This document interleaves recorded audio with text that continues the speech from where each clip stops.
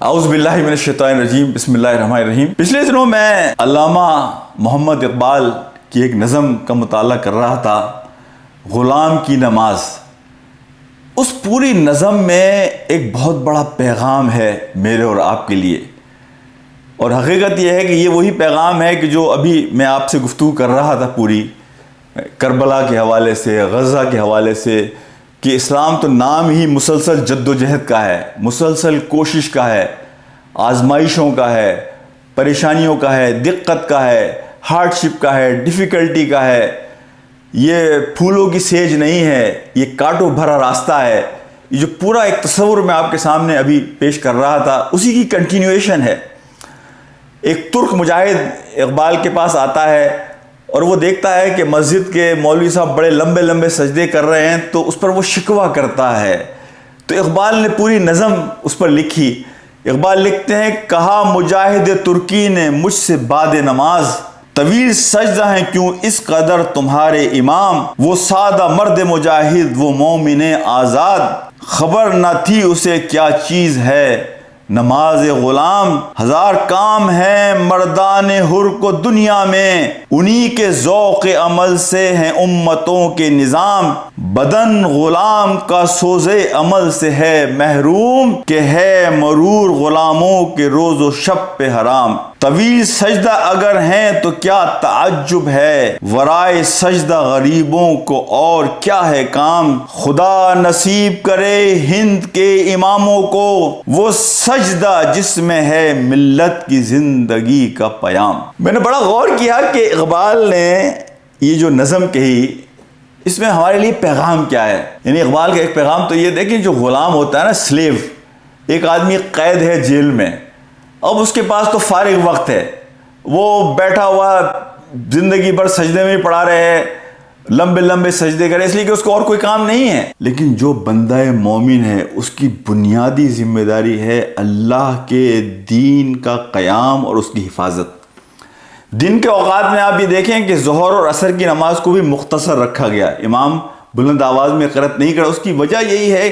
کہ دن کے اوقات بندہ مومن کے پاس امانت ہیں، اللہ کی امانت ہیں اپنے رشتوں اور اس امت کی، کہ اسے فکر ہے کہ اس زمین پر کسی کا استحصال نہ ہو، کسی کو پریشانی نہ ہو۔ وہ اس فکر میں رہتا ہے ہر وقت کہ اپنے گھر والوں کے لیے رزق حلال کا انتظام کرے۔ وہ اس فکر میں رہتا ہے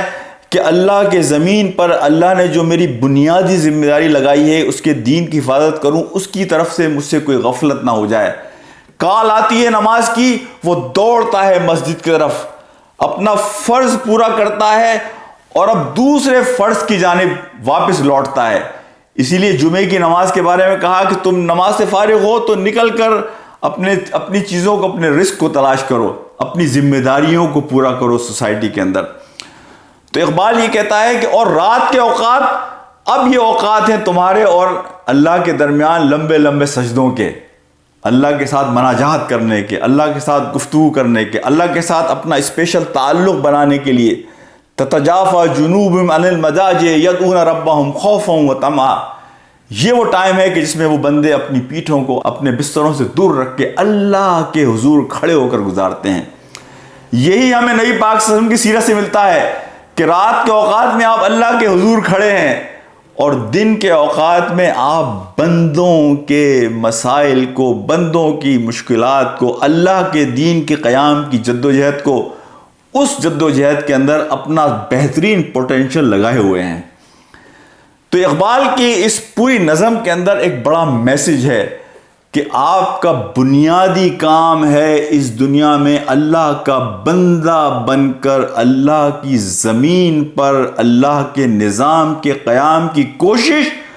اور پھر اس کی حفاظت۔ یہ تمہاری بنیادی ذمہ داری ہے۔ اب اس کے لیے تمہیں نرشمنٹ چاہیے، اس کے لیے تمہیں انسپائریشن چاہیے،